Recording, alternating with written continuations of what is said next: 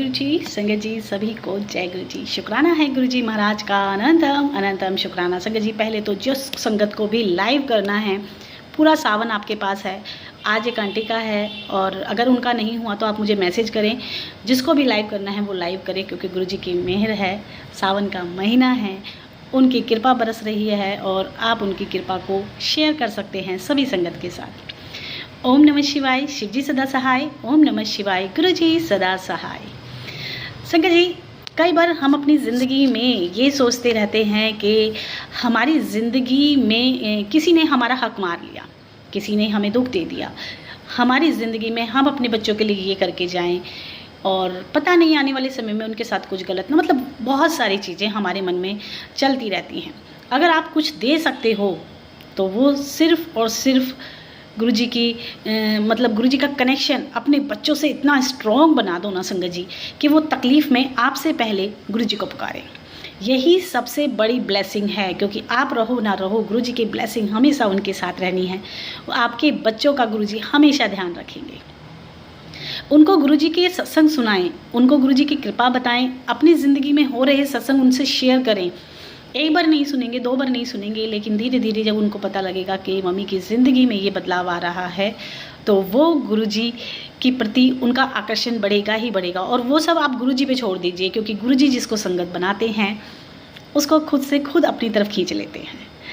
तो संगत जी, सबसे बड़ी चीज़ आप अपने बच्चों को यही दे सकते हैं कि गुरु जी के प्रति उनको बताते रहें, क्योंकि माँ एक ऐसी कहते ना गुरु है जो अपने बच्चों को सही और गलत की राह हमेशा सिखाती है।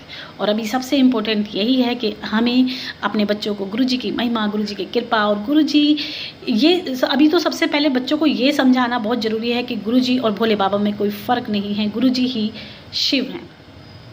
और इसकी एक छोटा सा सत्संग में अपना शेयर करने वाली हूँ संगत जी। आप करो, आपकी मर्जी, नहीं करो तो आपकी मर्जी, लेकिन ये चीज़ करके देखना, क्योंकि मुझे इस चीज़ का बहुत बेनिफिट हुआ था। लेकिन उससे पहले एक छोटा सा प्रसंग, बहुत प्यारा प्रसंग संगत जी।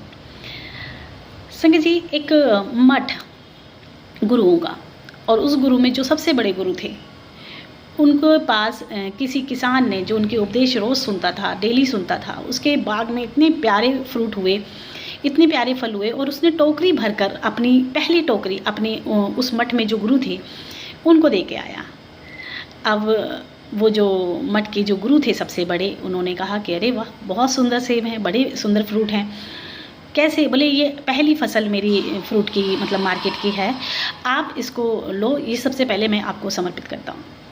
संगत जी, समय बीता और उनके मन में आया कि एक हमारे ही उसमें कोई बीमार है काफ़ी समय से, तो क्यों ना मैं उनके लिए भेज दूँ। तो उन्होंने अपने एक शिष्य को बोला और कहा कि जाके वो वहाँ पे जो गुरु हैं वो बीमार हैं, आप जाकर उनको फ्रूट दे के आओ। तो उन्होंने फलों की टोकरी ऐसे के ऐसी, क्योंकि वो बहुत लगाव था उनको उनसे, और उन्होंने वो फ्रूट की बास्केट ऐसे के ऐसे उन गुरु के लिए भेज दी। उस गुरु ने उन्होंने देखा तो बोले कि बड़े प्यारे फ्रूट हैं, बड़े सुंदर हैं, देखकर मन ललचाए, इतने प्यारे और इतने साफ़ सुथरे और इतने बिना दाग वाले फ्रूट हैं। जी, वो बीमार जो व्यक्ति था, जो बूढ़ा था और बीमार था, तो उसने सोचा कि जो मेरी सेवा करता है, क्यों नहीं ये अच्छे प्यारे से फल मैं उसे दे दूँ, क्योंकि वो पूरा दिन मेरी सेवा करता है, इतने प्यार से मेरी सेवा करता है, और उसी की बदौलत मैं ठीक भी हो रहा हूँ। शाम को जो उनके देखभाल करता था वो व्यक्ति आया, तो उन्होंने बड़े प्यार से उनसे कहा कि ये फ्रूट की बास्केट है, ये अपने घर ले जाओ और ले जाकर अपने बच्चों को, अपनी बीवी को बड़े प्यार से दो, क्योंकि ये आपके लिए है। संगत जी, वो शाम हुई और वो लेकर चला गया। उसके मन में अपने गुरु के लिए बड़ा प्यार था, इतना प्यार था कि उसका मन करता था कि मैं अपनी ज़िंदगी में कभी ना कभी अपने गुरु को कोई भेंट ऐसी दूँ जो वो देखकर प्रसन्न हो जाए। क्योंकि मैंने आज तक अपने गुरु को, क्योंकि मैं इस लायक नहीं हूँ, मैं बहुत गरीब हूँ, और मैं चाहता था, मतलब पूरी ज़िंदगी उसके मन में यही भाव चलते रहते हैं। और जब फ्रूट देखे तो उसने सोचा क्यों ना मैं अपने गुरु को दे दूँ, जिन्होंने मेरी पूरी ज़िंदगी मार्गदर्शन किया है, इससे अच्छी भेंट कुछ नहीं हो सकती। संगत जी, वो शाम हुई और शाम होते होते जब वो ने सारे काम निपटे, तो वो फ्रूट की बास्केट लेकर वो अपने गुरु के पास चल दिया और जाकर मत्था टेक कर अपने गुरु के समक्ष उस पेटी को रखते हुए कहता है कि ये मेरी तरफ से आपके लिए एक छोटी सी भेंट है, इसे स्वीकार करो। संगत जी, ये गुरु वही थे जिनके लिए सबसे पहले वो फ्रूट की पेटी आई थी, जो मठ के सबसे बड़े संत थे।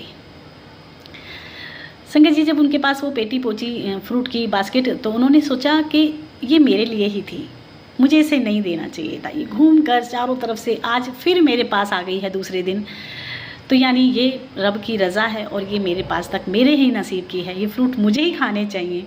और उन्होंने ऊपर देखते हुए परमात्मा का शुक्राना किया। संगत जी इसीलिए आपकी किस्मत की चीज़ चाहे घूम फिर कर आए, लेकिन आएगी आपके पास। आपके नसीब की और आपकी गुरु की रज़ा की चीज़ आपसे कोई नहीं छीन सकता। हो सकता है कि थोड़ा समय लगे, हो सकता है कि बहुत सारी कठिनाइयाँ आएँ, कभी भी परमात्मा आपके साथ नाइंसाफ़ी नहीं होने देते। जो उन्होंने आपके खाते में लिख दिया, जो आपके नसीब में उन्होंने लिख दिया, वो आपके पास घूम फिर कर आएगा ही। और जो आपके सामने आपके नसीब की नहीं है, आपके रब की रज़ा की चीज़ें नहीं हैं, वो आपके सामने आकर भी चली जाएंगी। तो हमेशा इस बात का शुक्राना करो कि आप जो हमें देते हैं वही हमारे नसीब का है।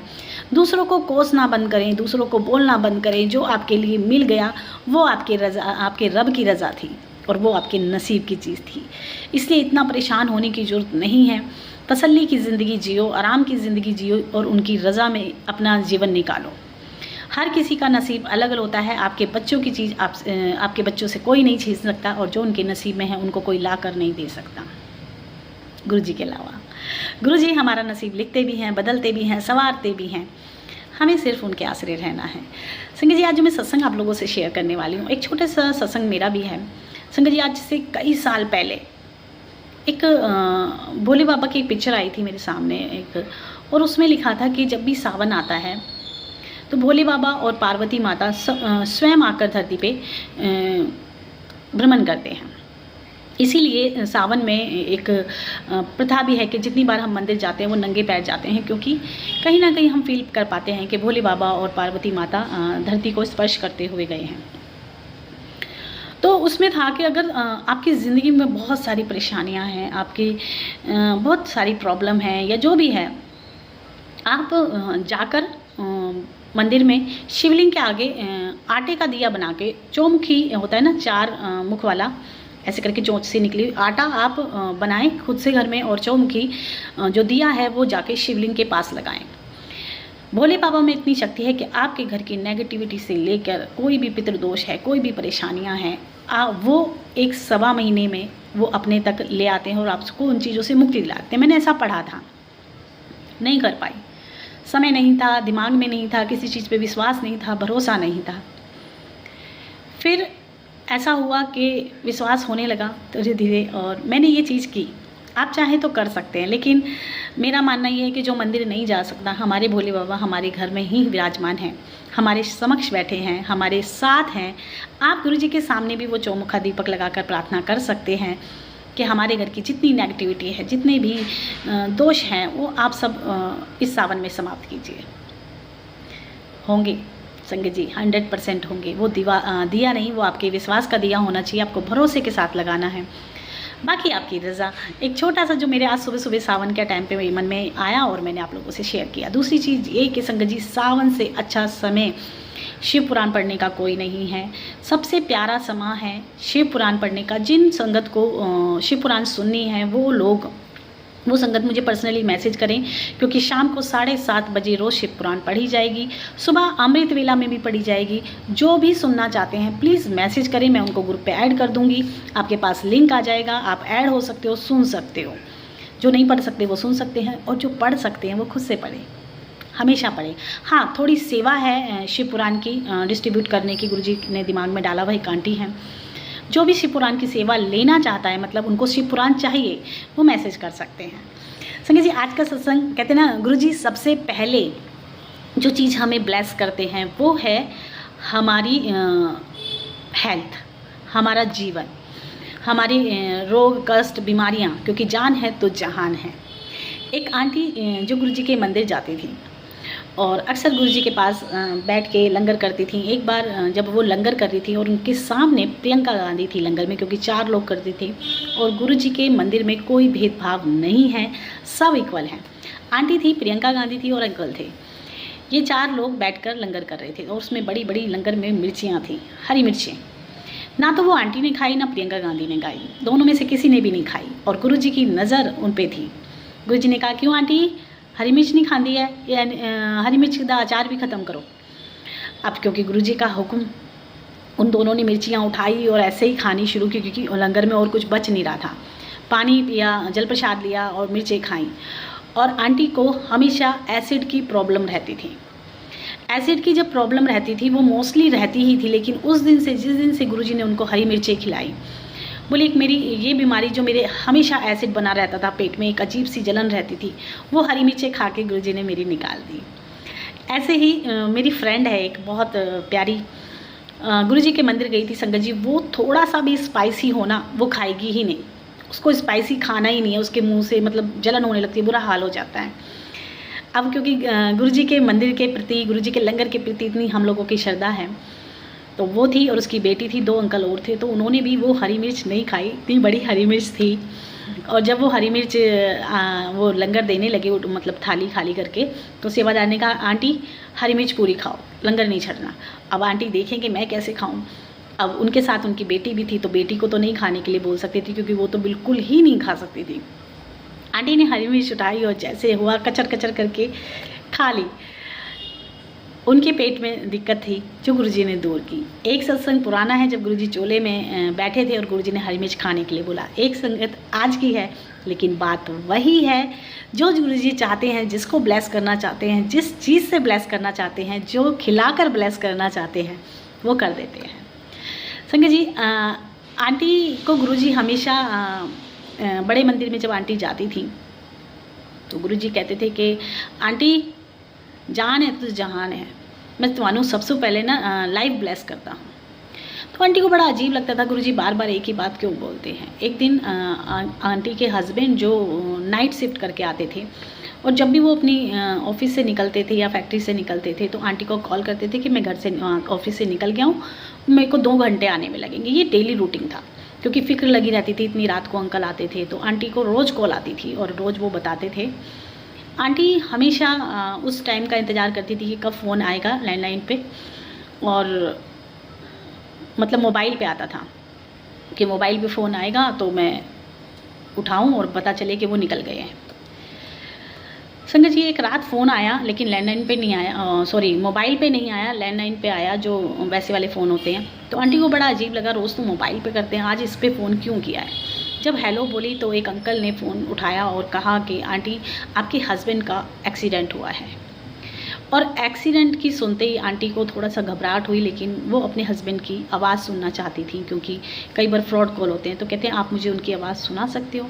तो उन्होंने फ़ोन उनके कान पे लगाया और उन्होंने कहा हाँ मेरा एक्सीडेंट हुआ है। आंटी बोली आप टेंशन ना लो, मैं अब आई।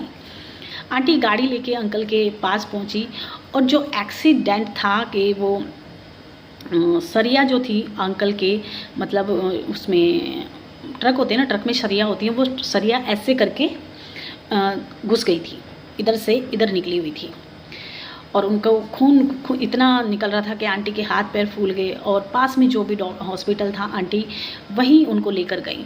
जब हॉस्पिटल में लेके गई तो उन्होंने, डॉक्टरों ने कहा कि ये तो एक्सीडेंट का है केस और ये हम नहीं ले सकते, आप गवर्नमेंट हॉस्पिटल में जाओ। आंटी ने गुरुजी को याद किया और गुरुजी को पुकारा और कहा कि गुरुजी अब मैं क्या करूं। एकदम अचानक याद आया कि इसी हॉस्पिटल के कोई डॉक्टर हैं जिनको आंटी जानती हैं। जब आंटी ने उनको फ़ोन किया कि ऐसे ऐसे हस्बैंड का एक्सीडेंट हुआ है, तो उन्होंने कहा कि एडमिट करते हैं। एडमिट किया, MRI हुआ, CT स्कैन हुआ, तो पता चला कि सर के 4 हिस्से हो चुके हैं सरिया की वजह से, और बचना बहुत मुश्किल के मतलब बोलें कि तो नामुमकिन ही था, क्योंकि पूरा सर अंदर से 4 हिस्सों में डिवाइड हो चुका था। अब आंटी को ये था कि किसी और डॉक्टर के मैं लेके जाऊं इनको, कहीं और इनका ट्रीटमेंट कराऊं अच्छे हॉस्पिटल में। अब क्योंकि दूसरे हॉस्पिटल में लेके जाना था, तो गुरुजी को फ़ोन किया इन्होंने, आंटी ने, और डॉक्टर जो थे जो उनके हस्बैंड का इलाज कर रहे थे, उन्होंने कहा कि अगर आप लेके जाओगे तो इस बात की संभावना है कि ये रास्ते में ही ख़त्म हो जाए, क्योंकि यहाँ ग्लूकोज है, मेडिसिन है, आप इनको लेके जाओगे तो तकलीफ़ ज़्यादा होगी और हो सकता है कि ये मतलब उस सर्वाइव ना कर पाए। अब आंटी को बड़ी टेंशन। आंटी ने गुरुजी के मंदिर में जो भी आंटी थी उनसे बात की, गुरुजी से बात करवाई, तो गुरुजी बोले कि पूछ कैसे डॉक्टर दा कलर की है। तो उन्होंने कहा कि डॉक्टर का कलर ऐसा है गुरुजी जैसे ना किसी की स्किन की प्रॉब्लम होती है, एकदम धोला चिट्टा, जैसे वो स्किन के डॉट्स होते हैं इस तरीके से एकदम। तो आंटी जो बात करवा रही थी उन्होंने कहा कि गुरुजी ने ब्लेस किए हैं डॉक्टर, आप इनका इलाज कराओ। अब क्योंकि गुरुजी की तरफ से हुक्म हो गया था और गुरुजी ने कह दिया कि फिक्र ना कर, मैं तेरे हस्बैंड को न्यू लाइफ ब्लेस कर देती। ये बोलकर उधर से फ़ोन कटा। आंटी ने कहा कि ट्रीटमेंट शुरू करो, गुरुजी का हुक्म है। और आंटी जब अंकल का ट्रीटमेंट शुरू हुआ तो कुछ 72 घंटे जो हम कहते हैं ना कि एकदम डिफ़िकल्ट होते हैं, परेशानी वाले होते हैं, उनके बीच में आंटी को गुरुजी का हुक्म था कि इन अपने अंकल के आगे रूड से कलर लेके पहन के जाना, ज़्यादा अच्छे कलर नहीं पहन के जाना, ब्राइट वाले रूडी कलर पहन के जाना अंकल के आगे, वैसे कपड़े ना पा के जाए। अब क्योंकि अंकल को दिखता नहीं था, आंखें बिल्कुल बंद थी, सूजी हुई थी और बहुत उनकी क्रिटिकल सिचुएशन थी। आंटी घबराहट में बैठी रहती थी, गुरुजी का सिमरन करती रहती थी। और जब 72 घंटे के बाद उनकी सिचुएशन, जो कि डॉक्टर बोल रहे थे कि बचने की उम्मीद नहीं है, पहले ही लिख कर दे दो, अगर कुछ होती है तो आपकी जिम्मेदारी है। आंटी ने डरते हुए कांपे हुए हाथों से ये लिख तो दिया, लेकिन भरोसा सिर्फ और सिर्फ उनको गुरुजी पे था, क्योंकि गुरुजी ने बोल दिया कि मैं तेरे पति नू न्यू लाइफ ब्लेस की थी। ये सब होने के बाद 72 घंटे के बाद अंकल को होश आया, आईसीयू से निकाल कर उनको नॉर्मल रूम में ले जाया गया। और जब वो थोड़े से ठीक हुए तो गुरुजी के मंदिर गए तो गुरुजी ने देखते ही कहा कि भाई नई न्यू लाइफ ब्लेस होने वाला बंदा आ गया, मैं इसनो नई लाइफ ब्लेस की थी। तो संगत जी, महाराज के होते हुए हम पर कष्ट आते ज़रूर हैं, लेकिन उनका प्रभाव उतना नहीं होता जितना होना चाहिए था। एक आंटी, जिनको आंटी हमेशा मोस्टली कहती थी, क्योंकि उनके बेटे के लीवर में बहुत प्रॉब्लम थी और वो बड़े परेशान रहता था, तो आंटी ने उसको कहा कि आप अपने बेटे को गुरुजी के मंदिर लेके जाओ, वहाँ का लंगर चखाओ और वो वहाँ जाके ठीक हो जाएगा। 1 दिन, 2 दिन, हफ्ता, 10 दिन ऐसे ही टाइम निकलता जा रहा था, लेकिन वो जा नहीं पा रही थी। तो एक दिन आंटी ने स्पेशली कहा कि आप उसको लेके तो जाओ, लंगर तो कराओ, देखो कैसे गुरुजी का लंगर खा के ठीक हो जाएगा। संगत जी, क्योंकि लीवर मोस्टली डैमेज था और उबला हुआ वो बच्चा खाना खा रहा था। जब वो गुरुजी के मंदिर गया और वहाँ पे आप सबको पता है कि गुरुजी के लंगर की तो मौज होती है, इतना मतलब गुरुजी का लंगर ऐसा होता है ना संगत जी कि खाकर ऐसा लगता है कि दुनिया का सबसे स्वाद लंगर है, इससे अच्छा हमने ज़िंदगी में कुछ नहीं खाया। अब उसने वो स्पाइसी जो भी था लंगर, उसने बड़े भाव से चाव से खाया। जब वो मंदिर से आया संगत जी, तो उसको उल्टियाँ पड़ने लगी, और उल्टियाँ भी ऐसी कि खूनी उल्टियाँ, उनको बड़ा दर्द पड़े जा रही थी और वो घबरा गए। जब हॉस्पिटल उसको लेकर पहुँचे और डॉक्टरों को दिखाया, तो डॉक्टरों ने जितने भी टेस्ट थे वो सारे किए। जब टेस्ट हुए तो डॉक्टर ने कहा इसको घर ले जाओ, इसके पेट में कोई प्रॉब्लम नहीं है, इसको कोई दिक्कत नहीं है, इसके लीवर में कोई परेशानी नहीं है। तो वो हैरान थी आंटी कि ये हुआ कैसे, क्योंकि हम तो 6 महीने से 7 महीने से परेशान थे इस बात को लेकर कि इसका लीवर बिल्कुल ख़त्म हो चुका है, सोराइसिस हो गया था उसके लीवर में, तो ये हुआ कैसे। तो संगत जी, जो जितने भाव से, प्यार से, सरेंडर से, जितने विश्वास से गुरुजी के मंदिर लंगर चखता है ना, बहुत सारी संगत तो लंगर का महत्व ही नहीं पता है, बहुत सारी संगत को नहीं पता है, वो सिर्फ उसको खाना समझ के खाते हैं, और जो खाना काम करता है फिर वो खाने वाला ही काम करते हैं। जब लंगर को आप गुरुजी की महिमा, प्रसाद, गुरुजी के ना इतने बड़े बड़े स्वरूप लगे हुए हैं लंगर हॉल में, आप एक एक बाइट खाते हुए गुरुजी को देखो, सिमरन करो, उनको याद करो कि गुरुजी आपका दिया हुआ प्रसाद है, आप इसको ब्लेस करो, हमें ठीक करो। जो भी परेशानी है वो सब जानते हैं, लेकिन लंगर को लंगर प्रसाद समझ के आप खाओ, उसको सिर्फ खाने की तरह नहीं खा के आओ। और दूसरी बात ये कि जब आप लंगर करते हो, आपके सामने एक थाली आती है, थाली में 4 लोगों के लिए लंगर होता है, उसको बड़ा प्रणाम करके, उसको हाथ जोड़कर, मत्था टेक कर उसको खाया करो। संगत जी, बहुत नसीब वाले हैं हम जो गुरुजी के मंदिर जाके हम लंगर कर पाते हैं, नहीं तो बहुत सारी संगत ऐसी है जो काफ़ी सालों से वेट कर रही है कि हम गुरुजी के मंदिर कब जाएं और कब जाके हम लंगर करें। हाँ, कभी कभी आप जल प्रसाद की आपको बॉटल 2 मिलती हैं तो किसी को दे दिया करो, ऐसा नहीं है कि आप दोगे तो आपकी ब्लेसिंग कम हो जाएगी।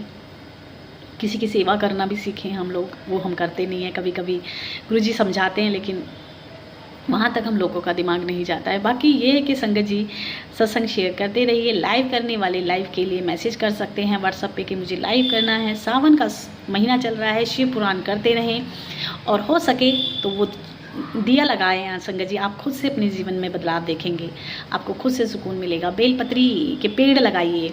बेलपत्री भोले बाबा का सबसे फेवरेट पेड़ है। आप बेलपत्री के पेड़ लगा सकते हैं, किसी मंदिर में लगा सकते हैं, क्योंकि बेलपत्री के पत्ते हमेशा भोले बाबा पे चढ़ते हैं। आप एक पेड़ लगाओगे और ब्लेसिंग हमेशा के लिए, ऑलवेज ब्लेसिंग आपको मिलती रहेगी, क्योंकि वो पेड़ हमेशा जब भी पत्ते टूटेंगे वो भोले बाबा पे ही चढ़ेंगे। आप अपने घर के आगे लगा सकते हो। आप मतलब करने वाले बहुत कर सकते हैं। शिव पुराण डिस्ट्रीब्यूट कर सकते हो, आप शिव पुराण पढ़ सकते हो, आप 2 या 4 संगत को इकट्ठा करके शिव पुराण सुना सकते हो। जब भी आप सेवा करना चाहते हो तो सेवा करने के बहुत तरीके हैं संगत जी। ज़रूरी नहीं है कि पैसे से सेवा की जाए। सेवा वो भी है जब आप किसी को गुरुजी के मंदिर लेके जाते हो। आपकी गाड़ी में जगह है तो आप किसी को बिठाकर गाड़ी में बोल सकते हो कि हम गुरुजी के मंदिर जा रहे हैं, आप चलो। थोड़ा एडजस्ट करना पड़ेगा, कोई नहीं, लेकिन कहते हैं ना गुरुजी कहते हैं कि जो लेके आता है मैं पहले उसको ब्लेस करता हूँ। और सबसे बड़ी ब्लेसिंग और सबसे बड़ी सेवा यही है कि आप गुरुजी के मंदिर किसी को लेके जाते हो, संगत बनाते हो। इससे बड़ी सेवा कुछ नहीं है। आज के लिए इतना ही। जय गुरुजी, शुक्राना गुरुजी, अनंतम अनंतम शुक्राना।